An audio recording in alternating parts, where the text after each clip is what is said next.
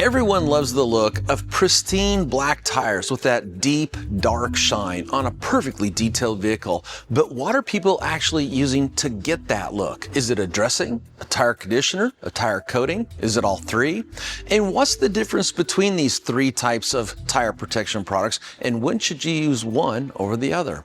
Let's take a closer look. Tire dressings apply a darkening shine to tires. They typically don't last long, maybe up to a month. It depends on the weather.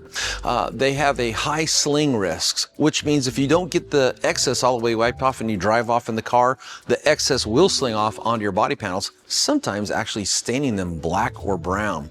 And the benefit to them, though, is they actually require less prep than a conditioner or a coating.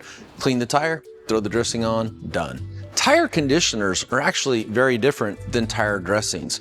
The purpose of a tire conditioner is to actually moisturize and replenish the flexibility of the tire sidewall to make them safe. Compared to tire dressings, tire conditioners will tend to last longer.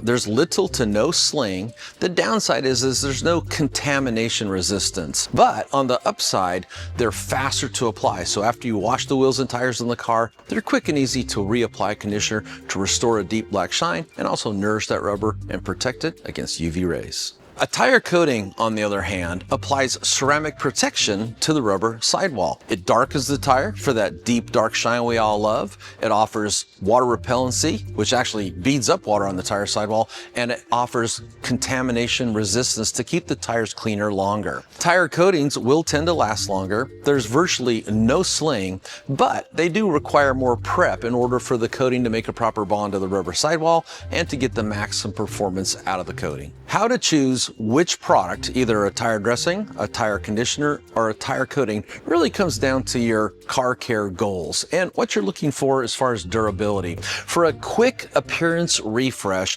go with either a tire conditioner or a tire dressing. But for extended durability, then I would choose a tire coating.